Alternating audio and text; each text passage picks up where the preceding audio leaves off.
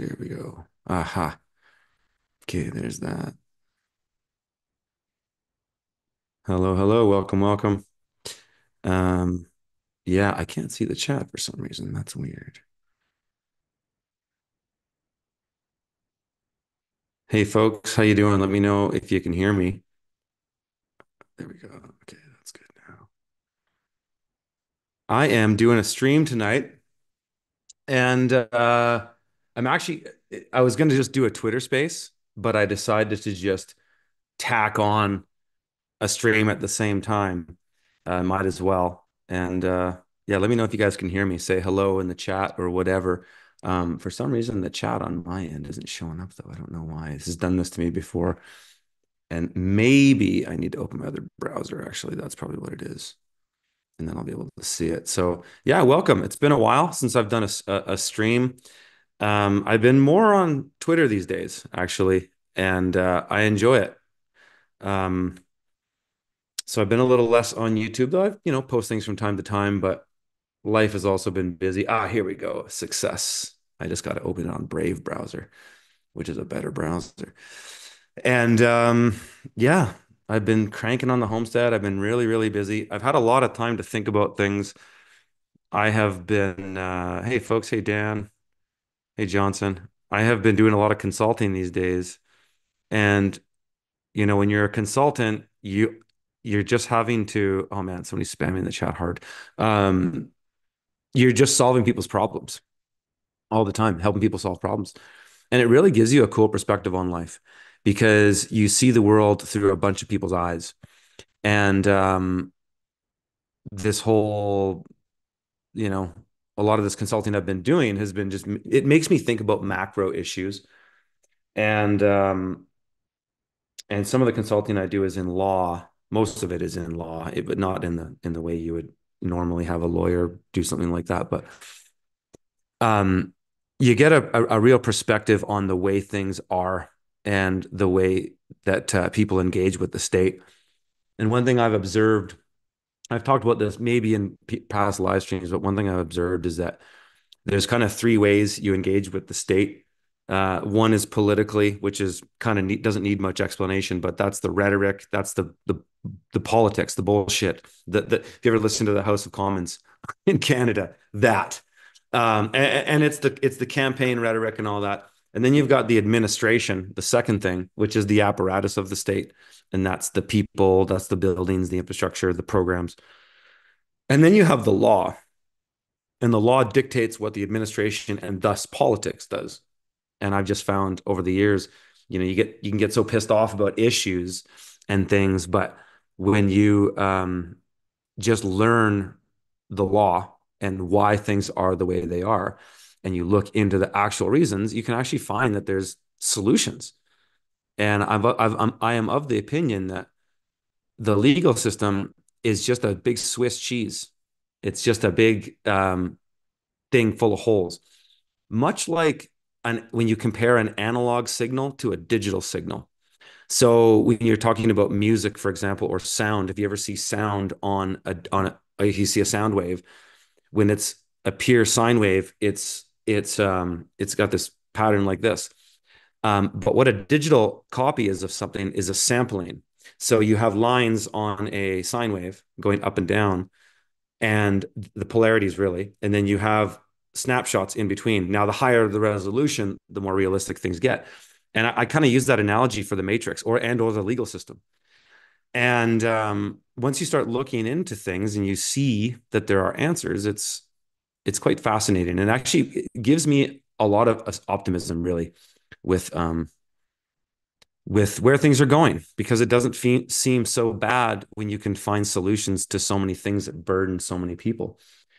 And it's been an interesting journey for me. And tonight I'm going to share some thoughts with you guys that I have about that. But what I'm going to do now is I'm going to, and this is going to be a bit of a technical thing, so you'll have to bear with me, and I might have to just jump ship on it and then come back in another way. So I'm talking about I'm going to join the Twitter space, and I'm going to do this while I'm streaming. So I have to be kind of careful. So I've got this muted. I'm going to bring in my sound.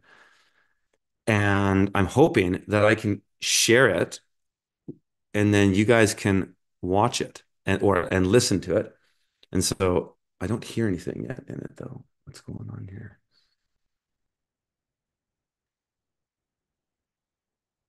Okay, it says I'm joined.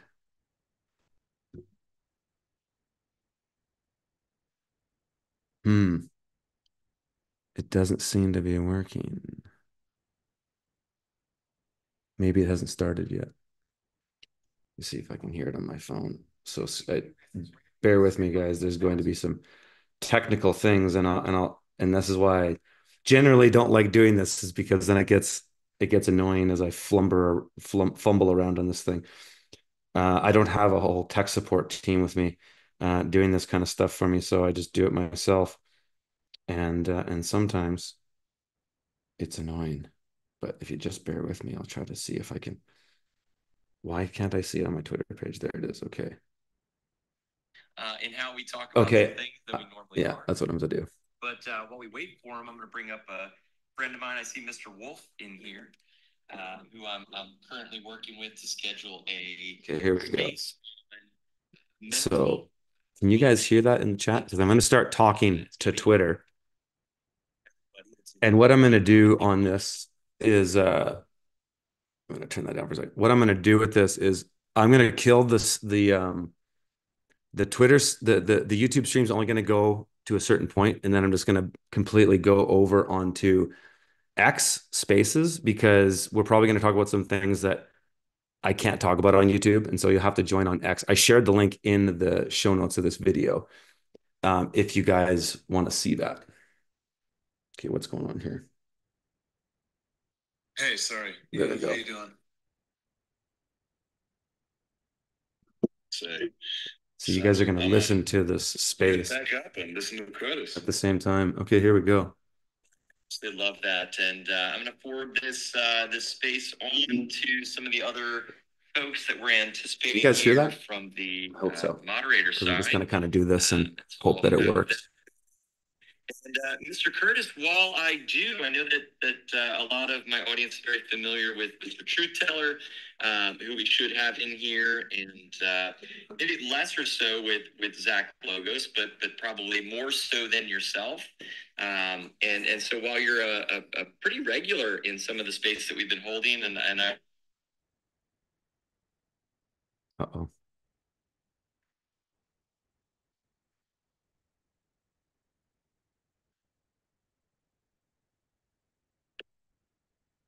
Wow, that was bizarre. Yeah, that was bizarre. Are we back?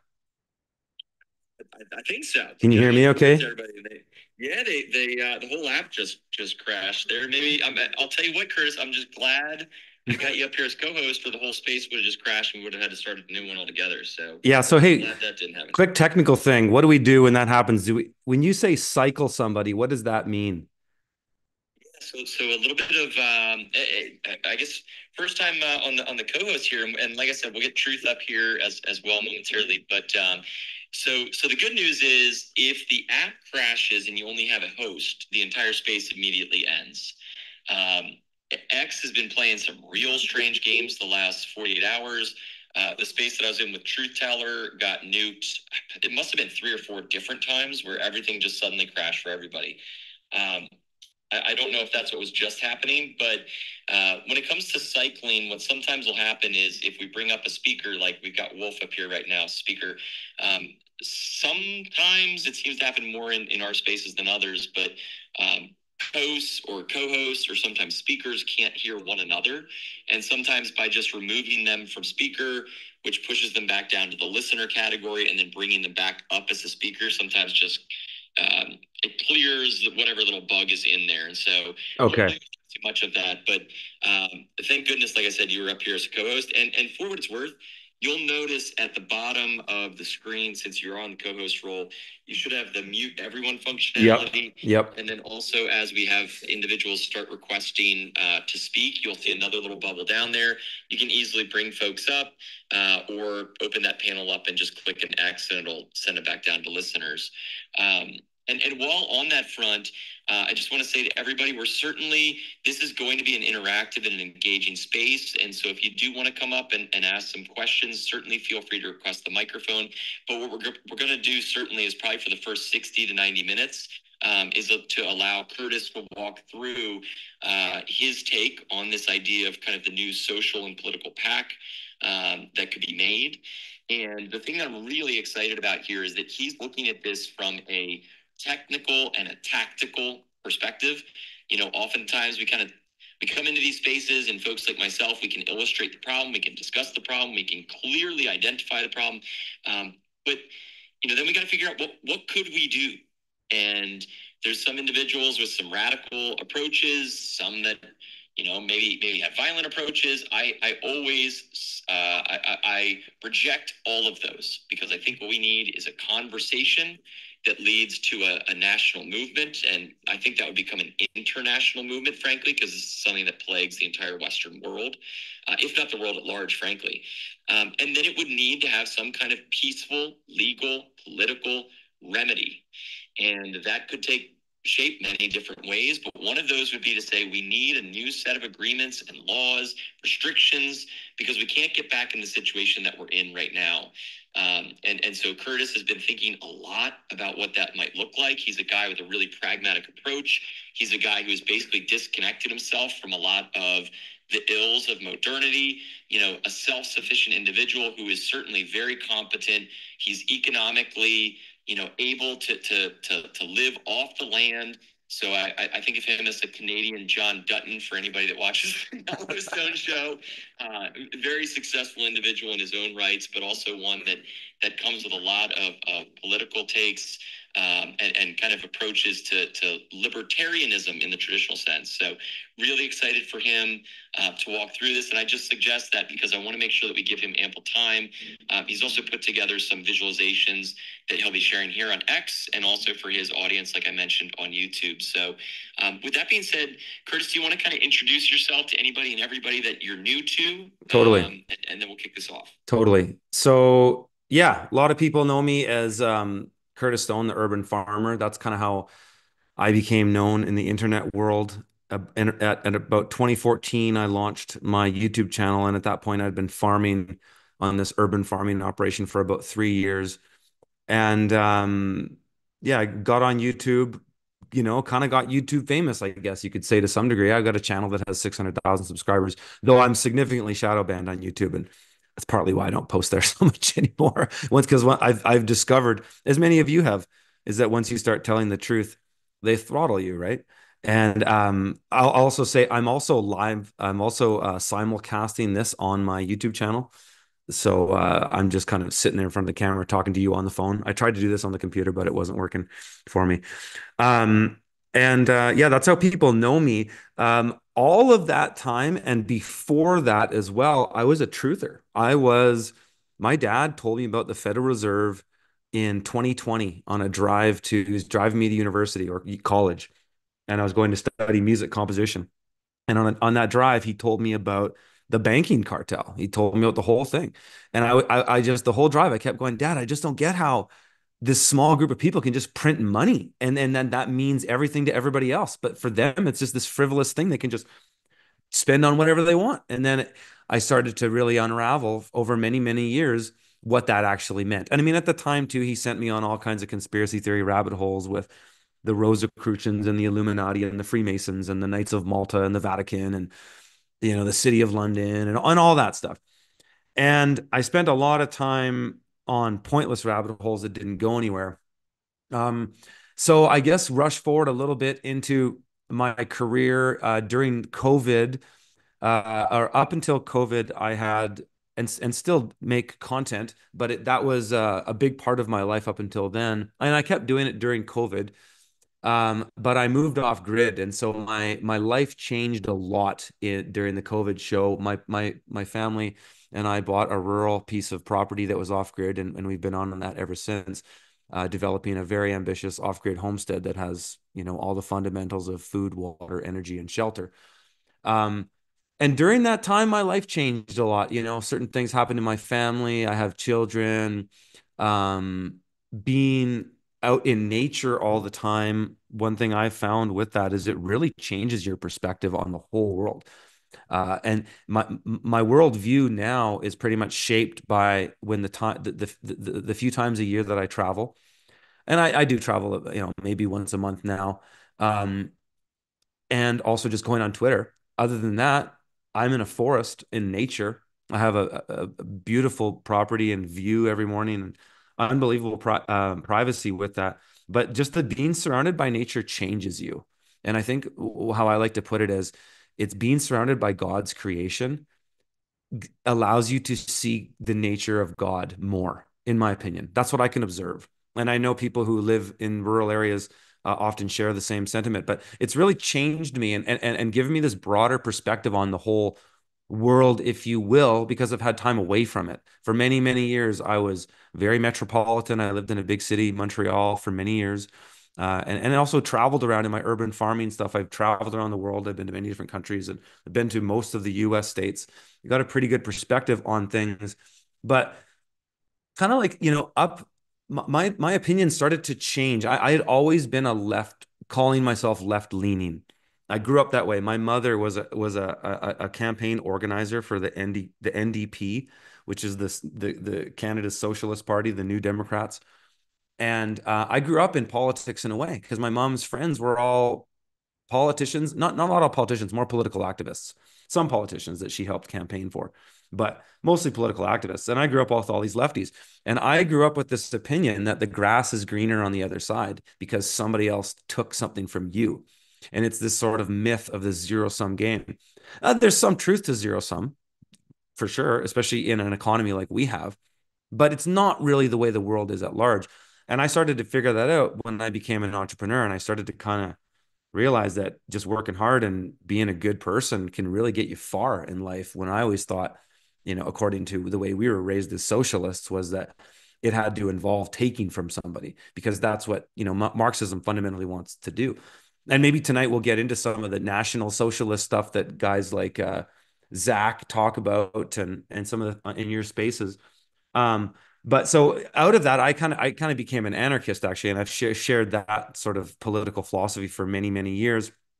And during all the time that I was being a content creator and doing all this kind of stuff, on the back end, I had always been consulting, and I'd been consulting mostly in with farms.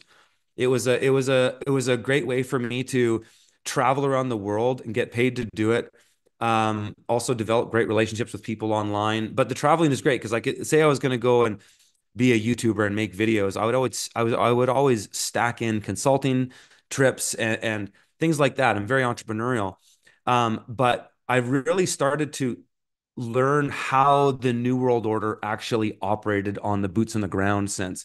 So in my truther journeys, I read Agenda 21 a long time ago. I have a physical copy of it. I started to read legal documents just out of interest, be like, what are these assholes writing about? But then on my consulting side, I would also see these things, these policies implemented on local levels around the world, whether it's New Zealand, Canada, the US, Australia, Mexico, even in some instances, not quite the same as they are in North America, but all over Europe.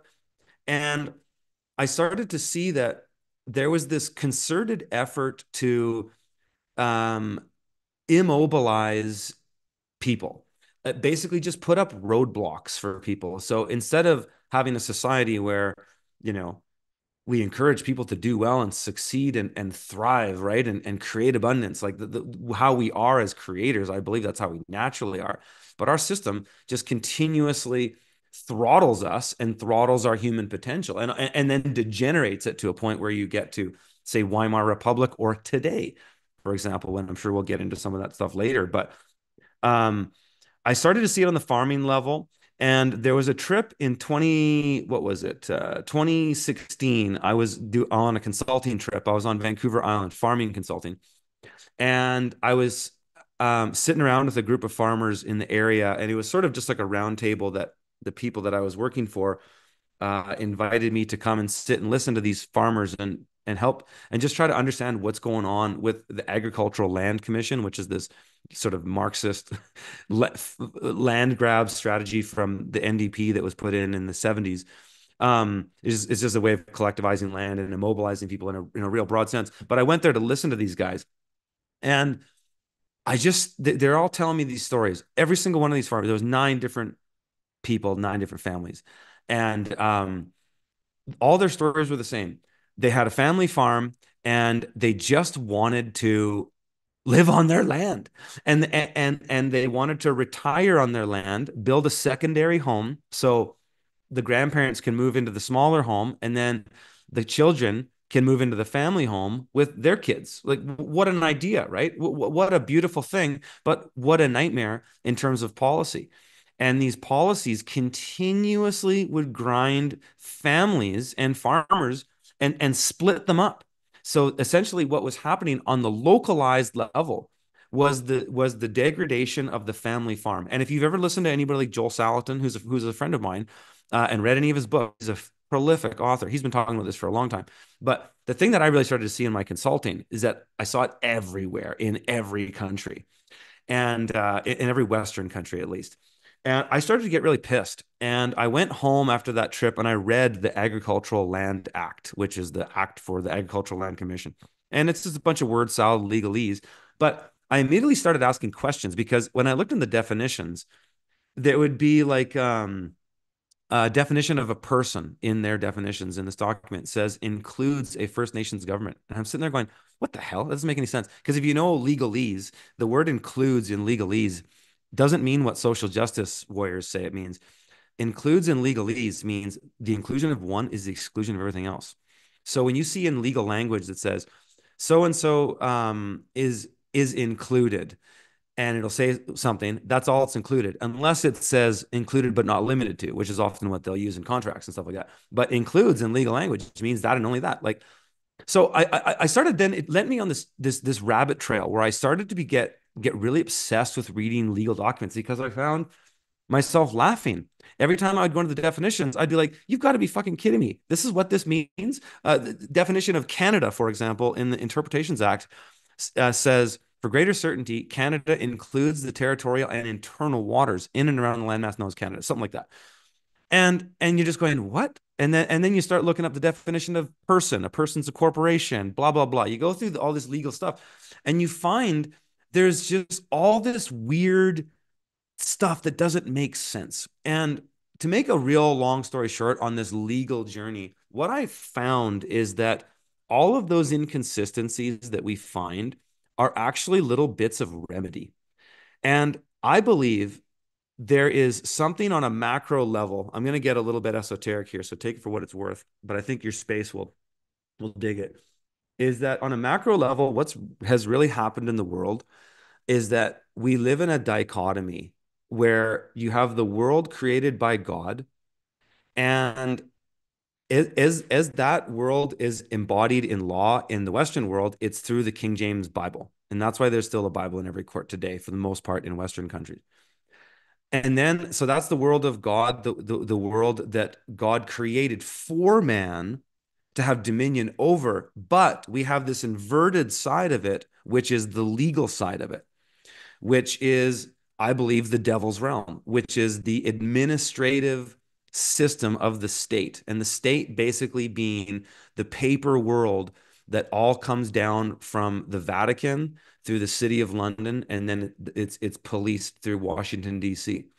And so on the legal world, the matrix, if you will, is the world of paper. It's your paper against my paper. It's the all caps name. It's the registration number. It's the securitization. It's the bond. It's the trust. It's the agent. It's the trustee. All of these things. And that's the world that we're kind of stuck in. But the thing is that God doesn't, we don't have to stay in that world per se. We can walk out anytime. But there's a reason to stay in it sometimes. And mostly that comes down to convenience, because this world of convenience, it's all based on money, has been created for us. And we can use that to our advantage, or we can just let it railroad us. And my opinion is that that they just want to railroad us. So I kind of railroaded my story a bit there. Let's kind of go back to my journey here with this. So I started just reading legal language like crazy. And in 2017, I was tested. I'm just gonna take a quick sip of water here. I was tested, and I was at the height of my farming career. My farm was doing very well. I had one and a half full-time employees, and for a small farm like mine, an urban farm, it was a really great thing. Business was great. I wrote a book about it. You can check it out. It's called The Urban Farmer. Really profitable small business that was easy to run and didn't take a ton of time from my life. But the government came after me. So the Canadian Food Inspection Agency came after me. And this is the only remedy story I tell publicly, but I'm going to tell it because it really takes you into this journey that I've begun, that we're going to go into and share some bigger ideas I have. But it gets us there. So they sent me this letter saying you need to do XYZ because article this says this and article that says that. And that's really all you need to know. And I said, okay, well, I'm not going to sit over and roll. I'm not going to roll over on this one. I'm just going to ask some questions because at the end of the day, they're sending me a piece of paper that wants me to do something. And if, um, if what I do fails, well, then all I have to do is what I had to do to begin with was to do the thing they want me to do. And that I really had no downside. And so I kind of dropped my fear from it. Though I'll tell you, I did have a bit of fear. I won't deny that. So I responded in a letter and I basically just asked them three things. Now, three things of these aren't all that important, but they're funny and they're interesting if you understand a little bit about Canadian law. So the first thing I said is, I'd be happy to. What they did is they wanted to do an inspection on my farm at this date, and according to article this and this and this, I have to do that. So what I did was is called a conditional acceptance in law, and this goes into a way bigger conversation about ways you communicate with the state in legal writing and all that. But this was called a conditional acceptance. And basically, what I did is I accepted their offer for inspection because that's what it is. In the matrix is just corporations. It's all corporations doing business, and everything has to be on consent. And they ultimately they need your signature or written consent, either tacitly or written, to do something, unless it's criminal or something like that. And you can get into specifics on that as well. But more or less, that's what they need. So I asked for three things. I said, I'd be happy to have you to do this inspection at this date upon these three conditions. I said, the first condition is I want a copy of the act that shows me that the act had been granted royal assent. And now that's a thing in Canadian history that with the lieutenant governors and the governor general and the way acts and bills are passed in the House of Commons, they have to get what's called royal assent. And it used to be done with a signature from the governor general or lieutenant governor, or originally the queen. But the governor general and lieutenant governor are the authorities of the queen in Canada, and they have the signing authority. But after the Statute of Westminster, they stopped doing it in Canada. And the reason is because the Statute of Westminster, and go look it up and go read it, was the end of the Dominion. And what we have in Canada now is just a de facto corporate state. It actually has no real ties to the monarchy at all, except just money and appearance. Canada has the full authority to just end that at any moment, but it's held there in an appearance. It's just a big dog and pony show. So I asked for that. And they said, secondly, I said, I want a copy of her oath to Her Majesty and that you promise to operate in good faith. And then I said, thirdly, I want $250 an hour for my time. And I said, and you can compensate my staff for being available. We'll make SOPs for you available and such. And so this guy came back at me, this bureaucrat, and this guy's head was spinning. And he wrote me a response that was like pages long about, oh, well, this and this and this and this. And all I did at that point, and he basically said, sorry, I can't give you what you need to make a long story short. Unfortunately, we don't have a budget. There is no certified true copy, and I don't have an oath. And so I basically just walked away. And what happened with that legally, and it's taken me years to unwind this and what actually happened, is that um, he gave me an offer, and it's the law is like a court. Imagine a basketball court or a court of law. In a way, they're the same things. Is that the ball's in my court? I write some paper and then I cue it up to you. Now it's in your court, and then you got to cue it back up to me until one of us is in dishonor. And what happened was he put himself in dishonor by not accepting my offer because I accepted his offer, but then he didn't accept my offer, which was conditional to his. And so he was in default. And so he basically disappeared. And that was a huge moment for me. I will be honest, for 6 months after it, I didn't sleep much, but they never came back to me. And ever since then, I've realized this whole system is just this big dog and pony show of words. And these words have power. There's no question about it. In 2014, I did what was called a notice of liability. This is before this one I just explained. 2014, I did this thing with a guy named Cal Washington, and we sent a notice of liability to the CEO of Fortis, which is the big energy company in British Columbia, and they were trying to put smart meters on everybody's house. We had 200 people send registered mail to this guy, and in 24 hours, he resigned. Okay. It didn't end the smart meter thing, but I did see at that moment the power of paper. And it kind of blew my mind. And so ever since then, I've been on this journey. And after COVID, I definitely but during COVID, I got pulled more into it. And in the last year, I've been pulled a lot more into it, where I'm actually just kind of working as a cowboy lawyer in a way who just basically solves problems on an individual basis. And I focus on just some real weak links in people's experience in life, and basically what are the things that are causing you the most amount of friction, and I just address those things. I'm not like a lawyer in any traditional sense whatsoever. What I tell people is I'm a conspiracy theorist with 25 years of experience, and that's it. And I've read some law, but anyways, on this journey I have been learning a lot of things about the law. And one thing that is probably the biggest thing that is the most empowering to people is that everything needs your consent.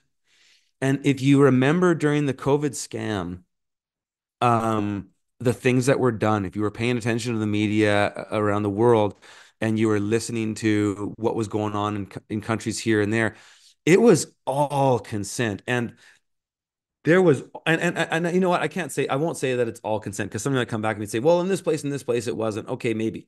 But by and large, in the Western world, they gave us notice on everything they were going to do, and they often put the remedies on the first page of the mandate. So, for example, the BC mask mandate that came out, the media did a really sneaky thing, and they still do this all the time, is the media obfuscates what the law says.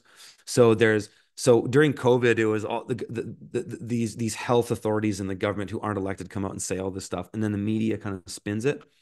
And when the BC mask mandate came out, it said you got to wear a mask for all the same reasons everybody else said it. But right in Article 4, it said, right on the first page, it said, if you have a medical exemption, you don't have to wear a mask, full stop. It didn't say you need to get a doctor's note, blah, blah, blah. So the point here is that the remedy was right at the front door. It's just that nobody fucking reads the law. Nobody understands anything about it. Like by and large, I would say easily 99% of people know very much about the law at all. And maybe like, there's 10% of people that are somewhat educated that might know more than the rest. But when it comes to the real shit that really delivers for people, that solves the problem, the remedy, as I call it, that comes from knowing this shit.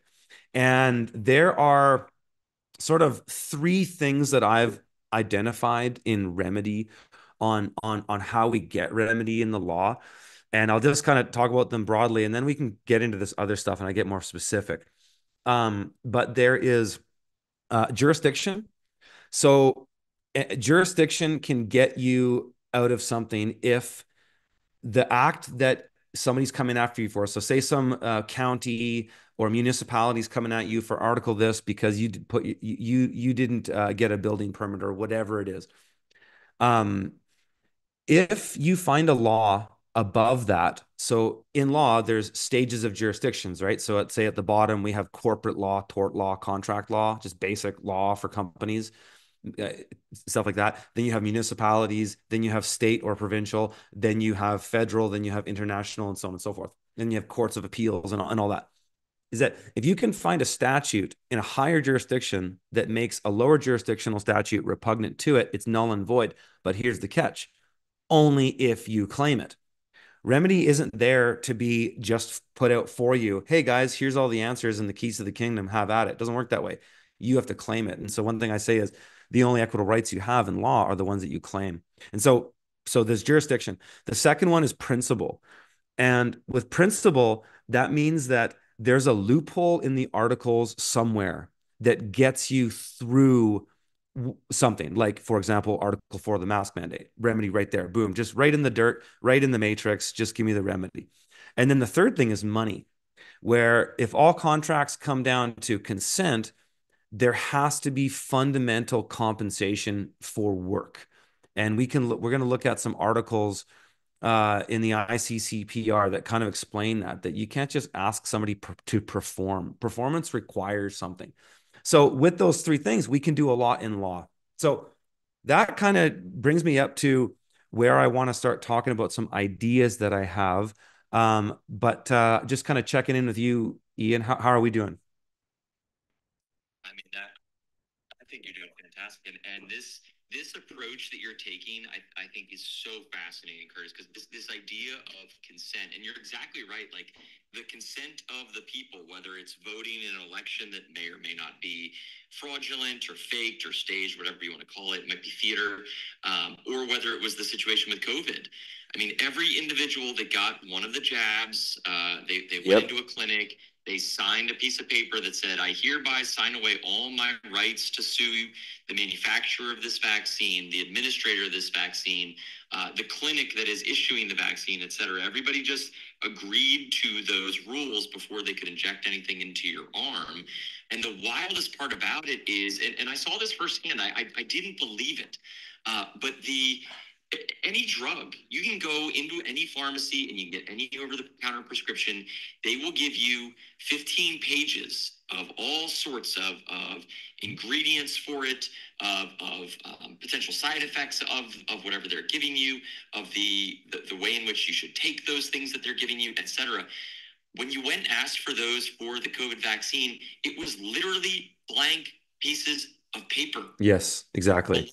document that you could sign your name next to saying, yep, put this inside of me, and I hereby give away any rights to sue you for whatever goes wrong in the process. And so that idea of consent, I think, is extremely important. And essentially everybody every day, whether it's paying your taxes or all these other things, we are consenting to this tyranny that is oppressing everybody. And so where you're going to go with that consent and how it can be potentially removed or taken back, and then what could it could be replaced with. I'm very curious to see where you're going with this. Yeah, yeah.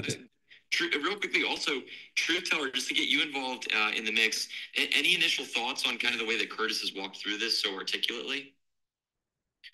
No, I'm looking forward to hearing more about how he's able to gain his, well, not just financial freedom, but autonomy from the current establishment and systems in place that essentially impede your ability to control your own destiny and how it is you want to lead your life. And now he's managing it with wife and kids, managing a business. I guess he set up his own energy grid as well, his own food supply. So he's prepared, and I guess he's living in a rural area too. So he's prepared in the event of, well, God forbid, that's a war against good, evil, apocalypse, or whatever it is the powers that be have planned for us that we're not aware of. I guess this way, if there is another scamdemic, which he alluded to, he can avoid having to, be subjected to possible lockdowns and also, mandatory jabs, which obviously violate informed consent laws, which I think he's quite familiar with, because that's, I believe, the law of the land in Canada there, that, they do have to provide informed consent before they can force you to take a jab. Even though now they've sort of backpedaled from that, and they blamed those who took the jab and injured themselves. It was their choice, when in fact it wasn't a choice really, because you had to essentially decide between keeping a job, staying employed, and getting jabbed. So couldn't have it both ways. Yeah. For many, because 90% of people are employees, right? So it's about less than 10% that can, have the liberty of deciding. But no, I've been enjoying the talk so far, and we're just getting started here. And Curtis has spent many years, I guess, getting to the stage that he's at. So he's got some incredible wisdom to share. So it should be a great talk. Thanks for hosting the space, Ian, and look forward to more, Curtis. Thanks, Truth. Of course, my friend. And Stephanie, just wanted to call out, I see you down there. We'll definitely go you first when we go to the Q&A, but we'll save that portion for after Curtis walks through all this. I just wanted to let you know. Yeah, we'll be a bit. Hey, Ian, it's kind of hard for me with all that I'm doing to share stuff in the nest, but would you mind if could I DM you this and then I just sent you a screenshot of Article 1 of the ICCPR. Would you mind throwing that in the nest while I kind of talk through stuff? Because it's so hard for me to multitask. And I'll do that. Like I'll just basically drag screenshots into our messages, and could you just put them in the nest? I sure will, and just keep sending them as messages as long as it's not like a link or something to a. Yeah, no, it won't be link. It'll just be screenshots that I just drag in there, basically like slides, and we'll just put them up there. Cool. So, Ian's going to pull this up in the nest, but I want to point to a document called the ICCPR. This is called the International Covenant on Civil and Political Rights. And this document is almost the same as the United Nations Human Rights Declaration. It's almost the same. And some of the articles are exactly the same. And the UN Human Rights Declaration is a good one as well. But I like this one because it is a bit more specific. And so if we look at what you got to understand about laws, we talked about jurisdiction, and jurisdictions go down from international to local. And so international law is actually as far as the matrix is concerned, international law is at the top of the heap. There are things above that, no question, and I don't know what all of them are. This stuff can get really fucking esoteric, and it can really actually lead to really dark places in how it all links together. But I try to just come at all this stuff from a real layman's perspective, just like sort of as I am a farmer and an entrepreneur, just kind of thinking about things like, what do I got to do to get this thing done? Like I got to put this implement on my tractor and get it out there and do this thing in the field. Like I think about things that way, and because I've done so much consulting for so many years with farmers, it kind of just that attitude came into my legal and lawful journey. But back to jurisdiction is that this document, the ICCPR, the International Covenant on Civil and Political Rights, has been signed on by every Western nation. That includes the United States, that's Canada, like every Western European country, most of the major countries in the world have signed on to this. Now, what that means is that is that is the highest law in the land because it's a treaty. So you have treaties, then you have federal laws, state laws, and so on and so forth. Treaties are the most superior laws.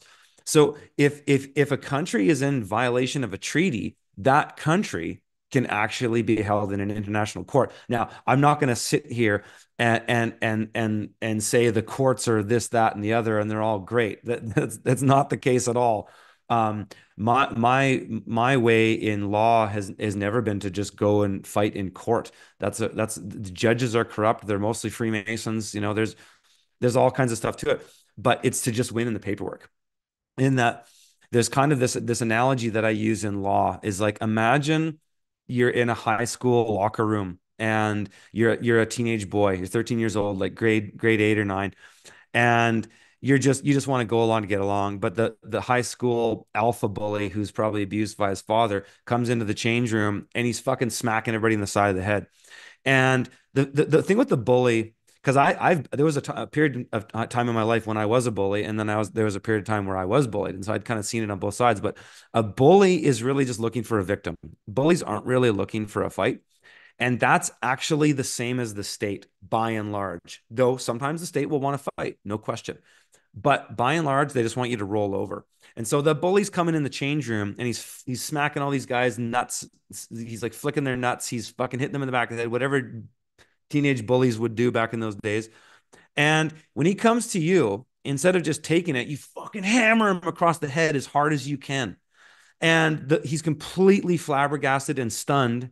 And I know a lot of young men that had this exact same experience in school, and that bully never touches you again. So that is to set up this article in the ICCPR. This is what this kind of stuff does if you can take it to them and call them on it. And I'm not going to get into too many specific, I don't want to get into any specific remedies in this discussion tonight because remedy is so powerful that it actually doesn't serve most people because most people won't benefit from it anyways. But if we fuck these things up, they can change for us because they can change laws. So I won't get into specific remedies, but I'm going to talk about things in a broad enough way that I think it'll be obvious kind of where things can go with this. But so we look at Article 1 in the nest there. And again, this is of the ICCPR. This document is higher than any federal document in the United States or Canada. Okay. And they both signed on to this. So Article 1 says And this fucking article is Article 1 for a reason, because this says everything about the way things are in the Matrix. Okay, listen. And in legal language, words are very specific. All peoples have the right of self-determination, period. Okay. That sentence on alone is significantly powerful. By virtue of that right, they freely determine their political status and freely pursue their economic, social, and cultural development, period. That article alone almost says everything you need to know about your remedy, is that it's almost all right there. Yes, it gets more specific, and we'll look at some other articles. But this article alone, we have the right to self-determination. What do you think 1776 was? That was exactly self-determination. Now, the ICCPR wasn't written then. The ICCPR came after the so-called revolution in the United States. But what in 1776, what essentially was happening is people in the United States of America, not the United States as the corporate fiction in Washington, D.C., but in the land of the many states of America, said, we've had enough with these British assholes controlling our shit, our resources. We want to start our own bank and print our own money. And lo and behold, big psyop that people in your spaces are very familiar with. But it starts with something like that. And where I'm going to go with a lot of this stuff, and because we're going to look at some things that I've written, and I don't even spend that much time on the ICCPR, but we're going to look at things that I've written based on what's out there and newer things. But the fact that we have the right to self-determination says everything you need to know. Okay, we could go down deeper on this, and maybe we will in the conversation. But that alone says that we have the right, and you'll notice this says all peoples have the right. So all peoples is very specific. It's not all persons, all residents, all citizens, right? It's all peoples, meaning all the people in a geographical area. And where I want to go with this, as you know, a guy who's an off-grid homesteader who lives in a very rural area, I'm very set up as far as, the shit hitting the fan, if you will. But my context becomes a little different out here, because what I need out here is resources with people. We're lacking that in a rural area, whereas in a metropolitan area, you have a lot of that. But it's also one of these double-edged swords where people and many people can be your greatest resource, or they can be your greatest liability. Because if you're, say, it won't be a shocker to say it to your audience, but if you're a white guy living in Atlanta, Georgia, you're not as good off as far as crime being done to you as certain other places in the world that are maybe, like, say, in Idaho, for example. So people can be your biggest asset, but they can also be your biggest liability. So one thing I think needs to happen with people, just like we did in 1776, or attempted to, is we need to separate ourselves from the state through self-determination, through people coming together and basically saying, instead of trying to change, say, let's say in imagining we're America trying to separate from the Brits, is instead of trying to win an election in their House of Commons, they just separated by a declaration of independence and saying, we're done. That we can essentially do the same thing. There's no reason we can't. People live in geographical regions, and we live, if you're in North America, we have a ton of space, despite the amount of migrants being dumped into this country, into both countries, Canada and the US. We still have a ton of space. People can move. In the United States, you still have the freedom to move around. And I don't think you'll ever lose that freedom, but they'll make it economically unsustainable in some ways. But people can move. So with that, what I think is a big solution for people is to start getting to geographical regions and writing a Declaration of Independence, a sort of a constitution, and a Bill of Rights. And the reason I'm not suggesting that we do this through elections is that I think you can all see, especially your audience, Ian, or anybody who follows Truth or Wolf or any of the guys that are on your regular spaces, um, the Zionist Jewish establishment has complete control. And actually, that might get me kicked off YouTube. We'll see. Hasn't yet. Has complete control of Trump and his administration, and with all this hopes and dreams stuff that's coming down through the rhetoric of Trump and RFK and Maha, and then there's that latest image where they're all eating McDonald's, like, which to me looks like absolute blatant gaslighting. Is that this thing's in the bag? This thing is in the bag for the establishment, and they're just gonna swing it back to the right. So we came out of many years of woke liberal neoliberalism stuff. Now we're just gonna burn the woke stuff as an effigy, and it won't make any difference. And then we're gonna go to right wing neoconservatism with is just warmongering, and everybody, and they're gonna virtue signal about it the whole way because these these people have control of everything. And I have a whole other story on my awakening to that. Maybe we can get into it later. But I think what we have to realize fundamentally is as people who are created by God. And I really do believe that a belief in God is necessary to get to take for us to go where we need to go. Is that you have to realize that we are the ones that we've been waiting for. That we are the creations of the Creator, and we are the ones that create. And all of this establishment, all they do to make a new world order, as they have done, is they get us to do the work.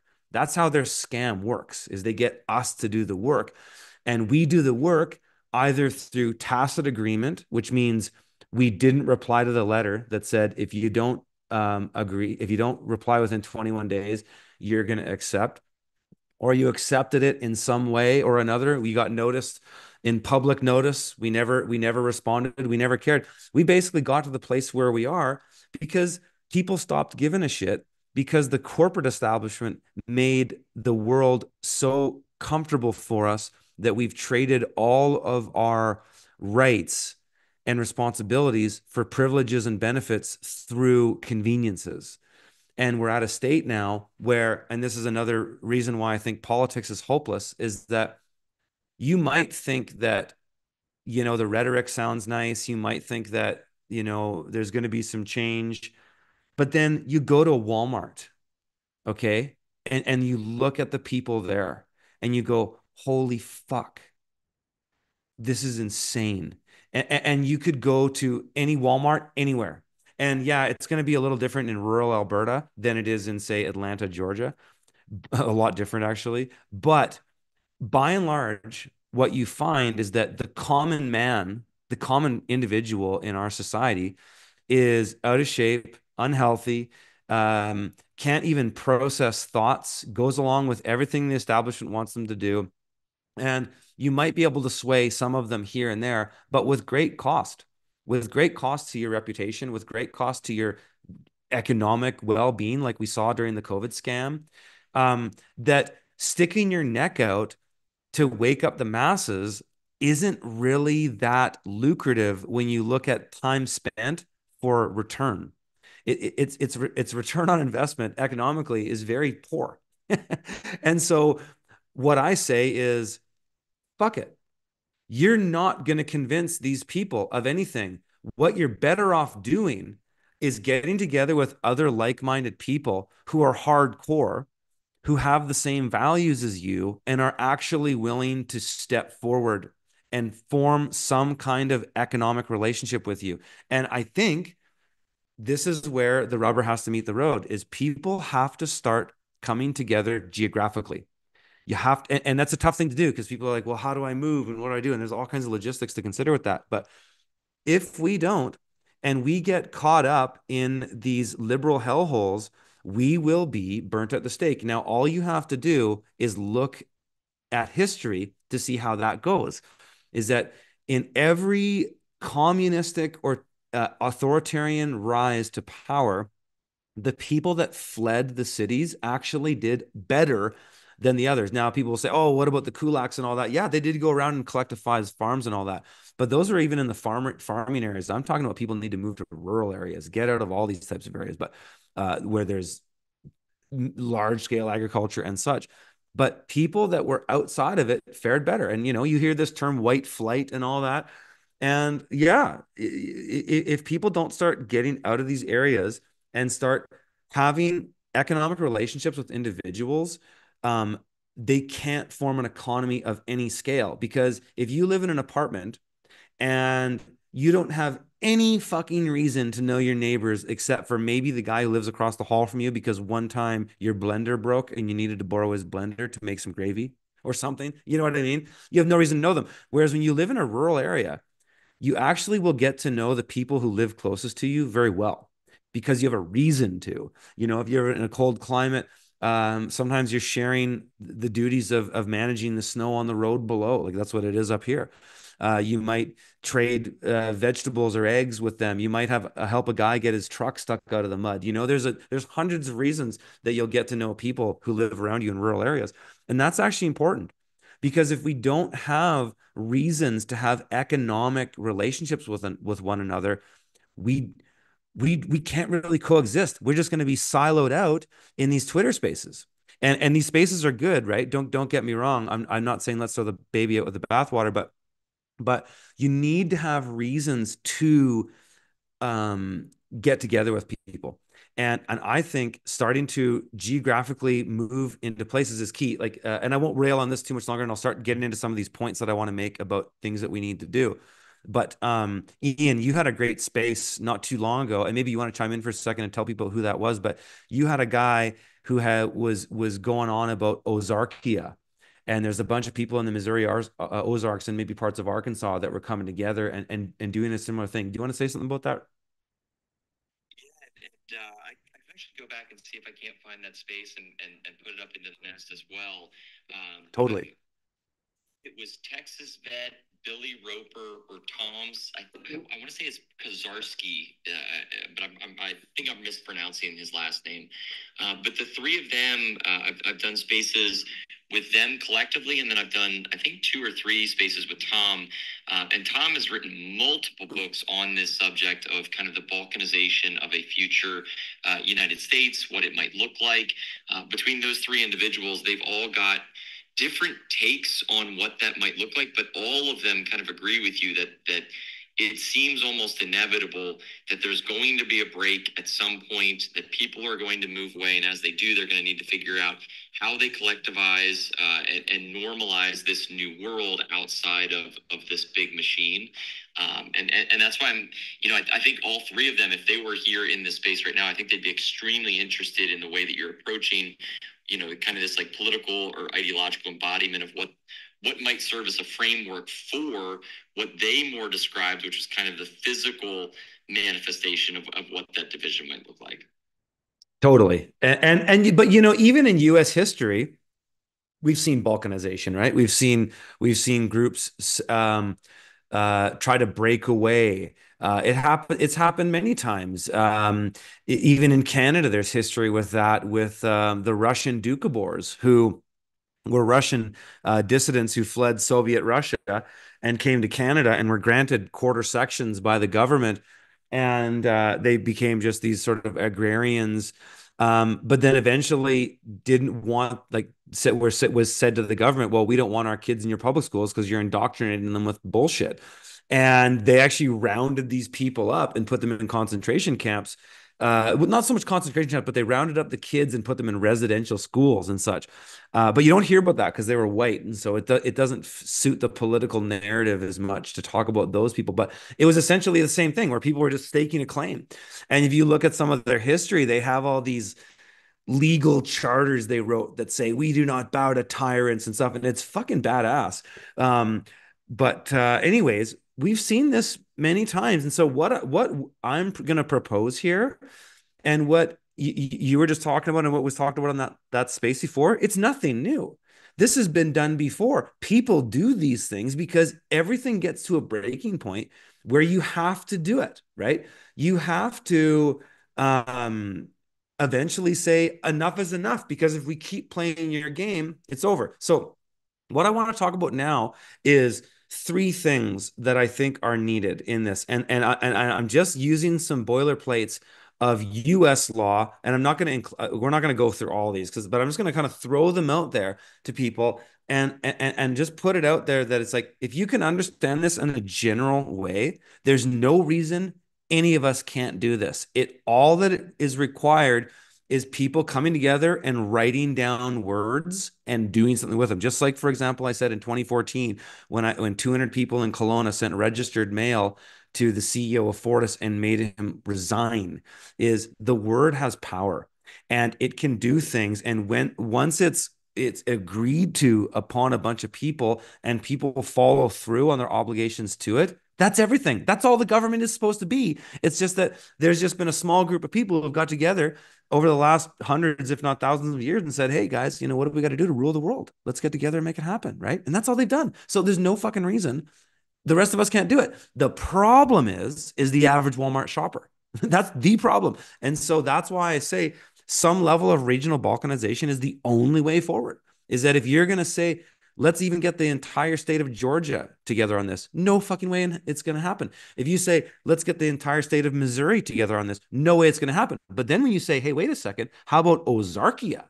Well, now you're talking, because Ozarkia and the Ozarks of Missouri are a very special geographical area that's rural. And rural is very different than urban, suburban, and peri-urban. When you look at maps of how people are distributed in the world, I use Google Earth on a regular basis through my consulting, some of my consulting, and we do land analytics, and we publish real estate listings on good homestead real estate listings, and we look and analyze topography all the time. And so when you look at the topography, you can correlate tyranny to how people are placed by understanding this concept. The more concrete that you're surrounded by, the more tyranny you're surrounded by, simply because the more concrete, the more roads, the more buildings, the more infrastructure, the more sewer services, utilities, and things like that need to be brought in involve money. And there is a saying that I have in law, is that where the money flows, the policy goes. So, and anybody who's lived in a big city to a small town can attest to this just by an observation. Think about the amount of bureaucracy in the place in somewhere like New York City compared to Selmer, Tennessee, tiny little town. It's so obviously observable. And so what that means is that if you can get away from the concrete, which is where all the people are, most people are, you can get away from a significant amount of problems, because now you have the variable that's outside of your control, which is the socioeconomics of a place or the crime rates of a place or whatever. You can get away from them. So big time problem solved. When you don't have to worry about your car getting broken into every night, or having something stolen off your property, or having your kid's BMX bike stolen from your front yard, it really changes the way you live. Like on my property, I have walls of tools on the outsides of buildings. I couldn't live in a city and do that. Those tools would get stolen. Somebody would jump the fence and take them. But out here, I can do that. I don't have to lock my doors. I can live in a way that I wouldn't have to in the city. And so that alone is important. And then when we start talking about law, there's a whole other level to it. But so what we need is, we have to look at three documents, and these are all in U.S. history. And I would encourage anybody to go online and just look them up and look at the articles. So the first thing we have is a Declaration of Independence. Go ahead, Ian. I I I will. I'm going to put up some of these one. Actually, this is what I'll start right now. I'm gonna share this one to you. This is my Declaration of Independence, but this is not complete. So the caveat here is, this is not complete. I want you guys to help me complete it, because we can all write our laws. We don't have to ask permission. We can all start by doing this ourselves. So I'm gonna just drag this one. This is the first one, and we might not necessarily go through all these, because I don't know how long we've been going. We've been going in about an hour so far. I want to be just bringing up individuals that are requesting, but everybody, I'm going to just make this very clear. We're going to save all questions for after Curtis's presentation. So if you jump in, I'm going to remove you from speaker and then just kick you from the space. So please just respect that request. And Curtis, just send over the screenshots and I'll add them up to the nest for you. Yeah. So I just sent that first one to you, which is a Declaration of Independence. Now, again, and these don't even all of the declarations of the independence, all of the American Declaration of Independence, that's not in this. This is just stuff that I've thought about. You could add anything from the traditional Declaration of Independence to this. But I've got some specific things in here that I think need to be agreed to upon by people in geographical regions. So I'm going to kind of go through these, and they should be up in the nest in a second. People on YouTube will, once we start getting into the Q&A, we'll probably close it and just go to X's because we might get a bit algorithmically incorrect on YouTube. But so far, so good. I dropped one little bomb there. I thought I'd get the stream cut, but it wasn't. So all good. And anybody on YouTube too, I have the spaces link in the show notes. Okay, so on our Declaration of Independence, I think the first thing that people need to agree on, this is like probably the biggest thing, and this addresses Ian and Truth, the JQ stuff and all that. We can get into that later too, but I don't think we need to for this at this moment. But is we need to end all central banking. So the central bank that's in charge right now that issues the money to the nation state is owned by the constituents of that nation, and they are not the beneficiaries. So the people that did Jekyll Island, 1913 Federal Reserve Act, or in Canada, the Bank of Canada Act, 1973, they own that fucking debt. None of us were privy to that contract because in law, for a contract to have force and effect on you, you have to have agreed to it. And I never agreed to that. We don't agree to these things being made. So this debt is odious. And when the shit hits the fan, and when it comes down to it, of who's going to pay the piper, who's going to pay the big bankers who've been printing money for generations, who's going to pay them? Nobody. Nobody's going to pay them. It's odious debt. Nancy Pelosi's going to pay it. Trump's going to pay it. All these banking cronies, they're going to pay it, or they're going to get hung. And I'm not saying that we have to do that, but we have to end central banking. And what we have to do, and I'll address this more in the Constitution and the Bill of Rights, is that we have to change the entire system where everybody in a nation state is a beneficiary of the nation state. Where we are right now legally is we're agents to trustees. We're not even actually trustees. We're agents to trustees. We barely have skin in the game. We can make some decisions in what happens with our estate, but for the most part, we don't know what the hell's going on, and we don't get any benefit from the state except pittance that's delivered to us in crumbs as bullshit welfare programs where the government prints money and it doesn't, we don't need taxation, but I'll get into that. So we need to end all central banking. And I'm going to talk about what the solutions for that look like.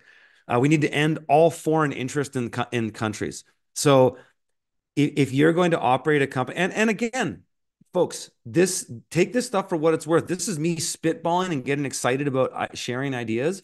Tear these apart. Tell me I'm crazy. Tell me, why don't you make this, that? Absolutely. Tell me whatever you think needs to go in this. I'm just throwing shit out there and making myself a bit vulnerable with it to be like, hey, I'm not the brilliant mind behind this. I just want to encourage people to start thinking about how they can make these things themselves.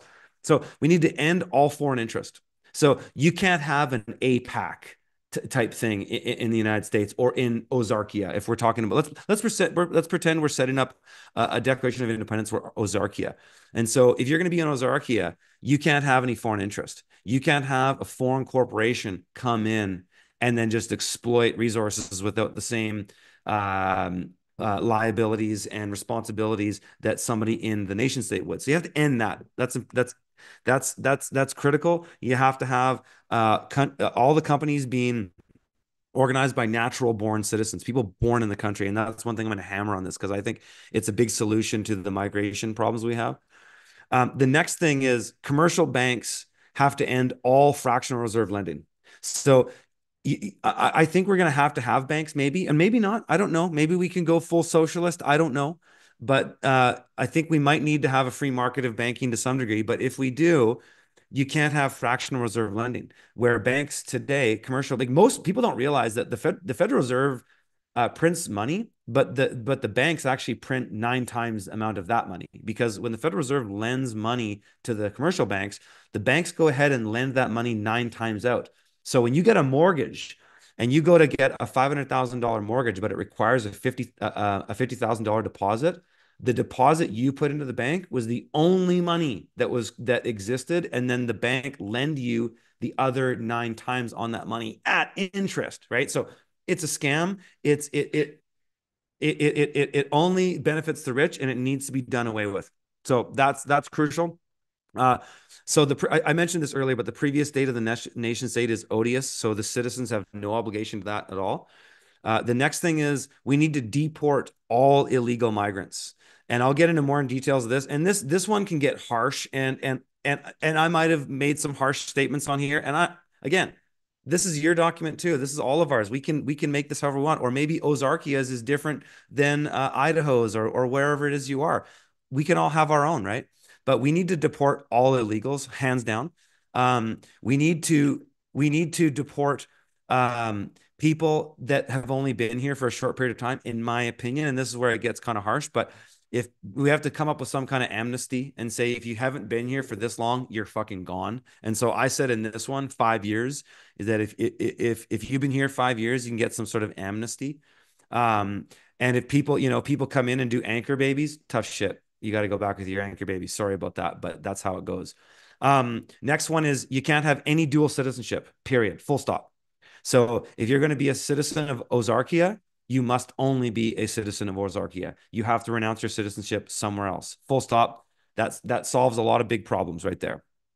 The next one, and people might not understand this, but is the elimination of all taxes. So all taxes, income tax, corporate tax, sales tax, any type of tax, all of it has to be eliminated. And the reason why is that income tax actually pays for fuck all. Income tax actually doesn't pay for anything except interest on debt to print money. And that's easily provable. It doesn't pay for anything. Everything in the government is paid by printing money. All governments, they do that. They print money. And so what's the point of tax? There is no point. The only point of tax is to basically, it's a psychological operation to basically keep people in line and demoralize you. That's it. That's all it does. You don't have to have any of it. You can literally have, go ahead. Like that's slavery. Yeah. It keeps the population in line because in the U.S., if you don't pay your taxes and engage in tax evasion, they can put you in jail. Yes, So but well, what I'll say to that though, truth is, in U.S. tax code and Canadian tax code, what you said is correct, but not fully. The real thing is if you don't file your taxes. So filing is what's important. The matrix just wants the paperwork. The money's another thing, but maybe that's for another conversation for another time. But yeah, you're right. It is a complete. It's just a psyop to control people and make you feel like you're contributing to the state in some way, which you are not. You're only paying for Jewish bankers, really. Let's just be honest. But the second thing is that all medical and religious practices, so this is the next one, that compromise the bodily autonomy of any individual, whether born at any age or unborn, full stop. So this eliminates the practice of abortion, circumcision, or any bodily mutilation. That cannot exist. Full stop. So that solves a lot of problems there, especially with special religious groups who have special interests and special rituals and things they can do that nobody else can do. The next thing I've got in here is we need to abolish commercial law. And this is the beginning of natural law. And this is a big conversation. And I just kind of put it in here to, like, if people want to come back at me and talk about this one further, we can. But commercial law or merchant law is the matrix. It's the paper world. It's where legalese, my copy of Black's Law Fifth has more pages than the Bible and Webster's dictionary combined. That's how the legal world is the world of bullshit and the world of obfuscation. So we need to end that world and have a world of natural law, which is law that's just based on common sense. To really summate it simply, is just law that's based on common sense, and you have all law written in common language, because this is the way the legal system manipulates and obfuscates things and railroads people, is their language. Either when the judge says includes, and you think you know what he's talking about, you don't, because you don't know what includes means in legalese, and so they railroad you that way, and so that has be fundamentally changed. And the last one I have on here is we need to abolish the Gregorian calendar. And people might be like, well, what the hell? That sounds crazy and out of left field. But the reason for that is that in the legal world, the Gregorian calendar is copyrighted by the Vatican, and they own the right to it. And by the way we date our legal documents and all that, this all ties us into them. And so by eliminating that and then moving to something else, and I suggested, 13-month calendar with 28 days, and then you have an extra day and a half, I believe, after Christmas or however that works out. But it's really simple because Monday is the first day and Friday is the last day of every single week, and it's the 28th day is a Friday and the first day is the first, and it makes a lot of logical sense. It lines up with the moon cycles. It makes sense. So I don't know what we should do now. Maybe because I've got so much more. Like I've got the Constitution and I've got a Bill of Rights, and so I don't know, what do we want to do, Ian? Do we want to like talk about this a bit and then maybe go back to the other ones, or what do you think? Should I just keep going?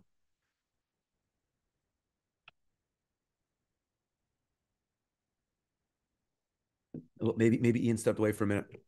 I will just keep going then. I'll just keep going. Well, Truth, do you have anything you want to add or anything, or? No, we do have a few hands, but maybe keep going for another 5 minutes or so, and then we'll do a round of hands and we'll resume. Yeah, you know what? Why don't we do this? Why don't I might be able to blast through these other ones in 5 minutes, and then we could just kind of take it to conversation and then just kind of open it up because I've already been kind of riffing for a while here. And so I'm just gonna screenshot these next ones to Ian, and then he can throw them in the nest. And so I'll just kind of burn these ones are less too. And so yeah, I can hear you. Yeah, I can hear you now. I Was on this side, but you guys sounded all scratchy and pixelated, for lack of a better term. But yeah, if you send those over to me, what I would actually like to do is to keep it from getting disjointed, because I know if we just go to a Q&A, it's just gonna fall. Yeah. Some straight tangents and we'll never come back to where we are. And I'm so excited because tomorrow I'm going to take what you just walked through, those ideas of this new declaration. I'm going to condense it into a 2-minute clip with everything that you're throwing out there, because this is so important, Curtis. We've talked about these things for a long time in these spaces, and I've heard so many people have said, what would come next? What is your solution? And it's such a big thing to try and digest. But the bullets that you just provided could legitimately serve as a framework of the foundation for all that could follow and resonate. And so the love that you put into this, the way that you just articulated, is beautiful. And I don't want to derail you. I want you to be able to continue walking through what you think the other major aspects of this would look like, and then we'll open it up to everybody if that's okay with you. Yeah, totally. And yeah, so I'm gonna so again, to give credit where credit is due, for the most part, what I just went through with that Declaration of Independence was in the Declaration of Independence in the United States. I'm just adding some other stuff to be more specific about the times that we're in, and address the elephant in the room, essentially, that if some of these things don't get addressed, we're never going to change anything. We're going to keep in the same hamster wheel doing the same thing. So okay, so a Declaration of Independence is a fundamental document that separates you and says, we're done, thank you very much. Next is a constitution, and then next is a Bill of Rights. So a constitution is the framework of a government. And so, go to the US Constitution for sure. But I'm going to go through some of these ones. I've sent them to Ian. The Constitution might be up in the nest now. And people can kind of look at it again. I'm just spitballing this stuff. Help me make this better. Tell me I'm wrong. Tell me what I missed. Like whatever it is. I want people to use their brain and think about and just be empowered to go, you know what? We can fucking make our own laws. Why can't we? This group of assholes just threw a bunch of words on a piece of fucking paper and told you needed to care. Why can't we write some words on a piece of paper? And instead of telling people who don't care, we go to people that care and we start there instead of trying to convince the average Walmart shopper. So anyways, going back to Constitution. Start with this. The constituents are the sole beneficiaries of the government. Full stop. Okay. All programs and benefits are created for the benefits of the constituents. All government agents are trustees to the beneficiaries. So people like to constitutional people in America and Canada like to always say things like, you work for me, when they're talking to politicians and all that. And yeah, that sounds nice. And if the Constitution really had the force and effect that it was supposed to, that would be true. But it's not today. They don't owe you shit. They work for a foreign corporation, has nothing to do with you. You're just manual labor for the meat grinder. Like that's really it. You're just an agent to a trustee. And until you understand that authority, you can't get any remedy. You can't. So I'm not saying that there isn't remedy in law. There is. But what we need to is to create something new so that we don't have to do remedy like in the way I do. This can benefit everybody. So the second one is the primary function of the government, or I guess the after this second one, the other form of government is to protect the rights and the freedoms of the constituents and to facilitate maximum benefit of economic and cultural growth. So this is where we go. Instead of the system just trying to slow you down, it actually either gets out of the way or helps you in some way or another. And that has to be the function. It's just like, because government is just meant to slow you down. It's actually meant to stifle human progress. That's literally what it's meant to do. And that's what it does. It works very well. It stifles human progress. But, when you look at some of what was done with, like National Socialism, it was trying to actually make the cream rise to the top. And this is where socialism always fails, is because traditional socialism wants to tax people and take away the ability of the high achievers and distribute it to the people on the bottom through taxation. But the reality is that never has to happen. You can have a society literally where the best people can go out and crank it and be super hardcore entrepreneurs. You can have all those like super mega productive people be productive and not pay any fucking tax so that they're not inhibited. So this actually incentivizes them to create better and more. And then we allow a society to stratify into a proper meritocracy where the cream rises to the top, because that actually happens in nature. That's a natural thing that humans do in tribal societies, in every fucking society you can look at. It stratifies naturally to some degree. It's only the state that comes in and fucks with that stratification and appoints, other agents to be superior when they're not, right? Because we all know that most bureaucrats are retarded. Like most people who work in government are not even close to as smart as entrepreneurs. And this says a lot about society, because entrepreneurs are just people who shoot from the hip and they're just fucking winging it, but they go out and succeed. Whereas these bureaucrats go to university for 6, 7, 8 years, and they're just losers who just want a pension, and they have no creativity. They don't solve problems. All they do is stifle progress. And so this article here fundamentally addresses that. The next thing is, and this gets rid of the APAC and the dual citizenship stuff, is that all government members must be born in the country. So you cannot be in the country, and this already exists in the US, and that's why you get these, fake birth certificates and stuff like that. But this has to be abide by that. That exists in the US Constitution, I believe, or one of the amendments. Next is all government employees must swear an oath to the nation state, which is how it used to be. And then they cannot be a member of any other organizations that require an oath. That gets rid of the Freemasons. That gets rid of anything like that. Is that if you're a Freemason, and I'm not going to say that people can't have their own societies. I think people should be able to organize into their own self-interest societies. No problem. Okay. But you can't work in the government if you are swearing an oath to another society. So that eliminates a lot of conflict of interest. Okay. Next thing, somebody's got their mic on there. Next thing is all government, this is kind of boring, but is important, is that all government boards and minutes must be made public, except in the case of national security. That's kind of obvious. We have that in a lot of the constitutions and things that we have already. Here's a big one. This is a big one that eliminates so much conflict of interest in the state. Is all government programs and regulations, because I'm not necessarily opposed to regulations, but the regulations have to be for the benefit of maximum benefit of people. So there can be regulations if it's like, don't dump fucking oil in the river downstream, things like that, right?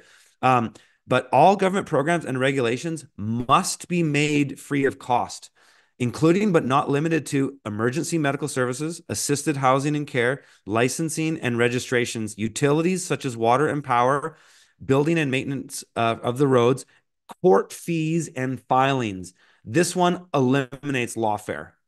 That one right there eliminates the ability for lawfare as we know it today, where people can basically just run you through the courts and they bleed you through the courts because you can't afford, because court fees to pay a lawyer to go to court for you is sometimes like $6,000 a day. So they'll just railroad you, even though they don't have any case and they just have bullshit, but they'll go and waste the court's time and waste your money and bleed you to death. And so this essentially eliminates that ability for that to happen. And by not having these regulations and licensing and all this stuff cost anything, you get out the conflict of interest for these programs to stifle human development because there's no money in it. So if the government can't pay for the program on itself, then fuck it, the program's pointless. So that's what that does. The next one is all government services and programs must prioritize the citizens who are born in the nation state. So I'm not opposed to immigration, though I think at the moment I am. I think there should be a complete full stop on all of it. But I think over time, you probably, you can make a case for immigration. In small amounts and done where people come in and integrate, maybe like the way it was done in like the 70s or 80s or 90s, up to the 90s even. But the state prioritizes the national born citizens. So the policies and directives first prioritize them before anything to do with immigrants is. And I think people will still want to immigrate to a country like this regardless, because most of the countries are shitholes. So the next one, this kind of ties into the first one a bit, but is that all new laws created must not impede or inhibit the self-determination of an individual or a company that's in the country. If the law recommends a new procedure or protocol, it must be covered by the state. So that kind of circles back to that other one I had there too. So that's the basis of my constitution. There's a lot more to add to that. There's no doubt about it. But these were things that I thought that hadn't really been properly addressed in the original constitution and that are kind of pertinent and specific to today's world that eliminate a lot of the problems that we're in. Okay, the next one is the Bill of Rights. We'll go through this one. These are shorter, and then we'll just open it up. And yeah, we'll kind of maybe not open. I don't know if we're going to open the space up to just like everybody. I think I'd rather have a smaller type conversation, but we'll see. Ian's really good at doing spaces, and I trust how he wants to run this. So, Bill of Rights. So for right now, I would just ask as we go into the Bill of Rights and folks, as we do then transition into that space where we'll start to have some more speakers, just knowing how heavily shadow banned this space is, if you wouldn't mind sharing it out, much appreciated. Just so we can get Curtis kind of maximum exposure on some of these ideas, it'd be awesome. Yeah, share the space, guys. Ian's spaces usually have like 1,000 people in there. There's only 400 people in here. People on YouTube, we're just around 300 people there. If you guys are on X, once we go into the Q&A, we're just going to move over to X entirely. So that link's in the show notes. When the time comes, you come jump in the space. But yeah, share the space, people. If people following me, please share the space. Okay, so let's get into this Bill of Rights. And again, just some stuff that I threw down. The original Bill of Rights, there's way more to it. It's just FYI. Okay, thanks, Ian. Yeah, so anybody on X that's up in the nest, you can see it there. So first one I put is just freedom of speech is absolute. It's just like there's no fucking if, ands, or buts about this. I think you can make a case for the cliche of if you yell fire in a crowded room and then that causes a panic and causes damage to property, well, then there's a case to be made outside of it. That's not really a freedom of speech issue. Actually, really, it's more just a responsibility issue. But I would say freedom of speech is absolute. You have to be able to criticize the government, especially, and you have to be able to criticize establishment figures, and you have to be able to criticize anybody. That's the point of it. So that's key. That has to be re-amended to be really what it's supposed to mean. The second one is the absolute right to bear arms. And so I would just even get more hardcore on that one. It's just like maybe there's only a certain level of registration. And, we should actually encourage citizenry to have arms just like they do in Switzerland. We should encourage families to be armed for more reasons than just hunting and whatnot, is to actually defend against tyranny and defend against marauding, hoarding bands of bandits. People should be encouraged to own firearms. A third one here is all citizens have the right to self-determination. So no law, and this kind of connects to the Constitution and and it kind of does that in the original ones too, is you kind of need to hammer things a bit and kind of bring them back in another way. But no law can be made to inhibit the social, economic, cultural development of an individual. That's similar to Article 1 of the ICCPR. Next one here is absolute right to travel within the country and to leave the country. So no COVID stuff, none of that. With what I said in my Declaration of Independence regarding medical stuff, that addresses that anyways. But we have that. Another one that we need for the times that we're in, especially the digital times that we're in, and this could even go into another further conversation, is that we almost need to have a digital a digital Bill of Rights. A friend of mine, Paul, has kind of given me some ideas on that, but we need to have things. And Julian Assange has actually written some stuff like this. Apparently, somebody posted this on X the other day on my feed. But we need to have absolute right to privacy and anonymity, so anonymity online. So you can be online and can be anonymous, and that's okay. And the state's not going to monitor you or any of that stuff. And then lastly, I just have again the security of the person, the state, that the primary purpose of the state is to protect the rights of the beneficiaries. And so the beneficiaries are the people that benefit from the system, and the trustees are the people that work in the system. But the trustees work for the beneficiaries. That's what's fundamental, and that has to be addressed because that's not the way the system is now. The system has been taken away where you're not even a trustee. You're just an agent who has a fiduciary duty to a trustee to do all this bullshit that the government says you have to do. That's all you are. You're not a beneficiary that has this amazing thing called the birth certificate, which is just a legal fiction, but it's actually tied to security, which is how governments lend money. Is they lend money based on our promissory future labor to pay the interest on the debt. That's how the whole system works. Is that you do have a benefit in an estate, but you're not you have been taken away as beneficiary and you've been appointed as an agent to a trustee. And so you don't get the benefit. And this is where you get people in law who do amazing stuff like Brandon Joe Williams and guys like this that will go in and they'll pull credit out of the system, and you can do it. It works. There's actually ways to do this, but it requires a lot of legal knowledge. But that's essentially what that's doing in a sense is it's getting you to pull from the benefit of the estate, and we can do that, and we could literally have that. We could have a state that printed money. Yeah, printing money is not perfect, but inflation at a small amount isn't the worst thing in the world. When I think about the inflation over the last 20 years of my life, it's insignificant to the inflation of the last 5 years of my life. And so we can have inflation. We can print money to pay for stuff that we want for the common man, or to make sure that, somebody who's been a victim in some ways isn't left out on the street dying, or somebody who's in the military is like a fucking drug addict. We can take care of people, but we don't have to tax people. This is the thing that's amazing.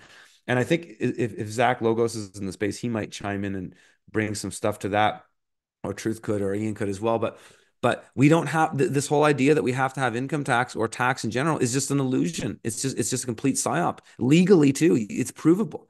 You can look at the quarterly reports of the countries and see that income tax pays for fuck all except interest, and it barely touches the principal. So I guess I'll leave it there, and maybe we can open it up a bit. But I wanted to put this out there just to like show people, like, look, you can write words. You can write down words and share them with people. And people can criticize those words. Good. Criticize them. Let's make them better. Tell me where I'm wrong. Tell me where I'm right. Tell me what I could change. Tell me things that I should consider. But yeah, I just want to leave it there and maybe we can open it up. Thanks, Ian. Like I don't mean to oversell, but I have chills, and in some sense, kind of a little bit misty-eyed almost, because what you just said, what you just articulated, what you just walked through, this is the culmination of where things have to go as a result of what we're trying to create here, which is this awakening to the political media, economic matrix that we're all living in and that we're all essentially slaves to. And if we can construct this awakening and awareness where we can get not just hundreds of thousands, but millions of people worldwide to recognize the problem, to start speaking out against it, and start demanding solutions, this is where things go. Because if we get those millions of people to say, enough, it's over, this is done, we need to hit the reset button, not with violence, not with hatred, not with animosity, but via the law, via a peaceful course correction, and via some kind of logical, pragmatic approach to how we get there. This is that solution. And I see all these people that they suggest different ways to go about it. This is one of the the most well articulated presentations I've seen of these types of ideas. You've given kind of groundwork and the humility that you have to say, look, this is not perfection. This is a rough sketch. Let's take it apart. Let's improve upon it as a community. It's exactly how we need to approach these things in this world that we live in right now, where you basically see the dynamic of endless control and the idea of open source. And it's one way or another for the entirety of the world. And this approach of open source, of here's an idea, let's fix this as a team. This is exactly correct. And so I'm so excited to be able to ideate on all of this. What I would love to do is to actually, since we do have Truth and Zach, to basically take some of the ideas that you've presented, maybe do a little bit of a condensed compare contrast to what you've kind of showcased in terms of course correcting the system, and contrasting it to a national socialistic approach, which I think would basically aim to provide a similar remedy, albeit via a different mechanism. And then maybe we can go to a Q&A and open it up, because there's lots of folks in here who are aware of the National Socialist and maybe the true history that they represent. But maybe Zach and Truth can kind of walk through how this might mirror some of those ideas, how it might differ from some of them, and then we can come back and have this group conversation around it, if that's okay with you. Yeah, absolutely. What I'm going to say here too, before any of these guys jump in, is I'm going to shut down the YouTube stream, because I know if we start talking about National Socialism and Hitler, the YouTube stream is going to just get hammered. And so I might as well just stay ahead of it. And I'm just going to encourage everybody who's in YouTube, who's not following me on X, to go over there. I don't know if Ian, do you know, is there a way to listen to spaces if you're not on X, or no, you just can't? That's a good question. Zach, Truth, can you listen as a guest or not? I do not think so. Okay, that's okay. I'm just gonna shut her down now. So people in the stream, go and follow the link, and I'll see you over there. But go ahead, guys. Zach, do you want to proceed first? Truth, actually, if you wouldn't mind going first, I'm just finishing up a little bit of housework here. I'll be done in a minute. Sure, no problem. So a lot of what Curtis described, just from the legal standpoint and what he's been able to achieve to be able to create this essentially his autonomous little area where he's operating out of, it is a bit antithetical to what National Socialism entails, because National Socialism would entail more of a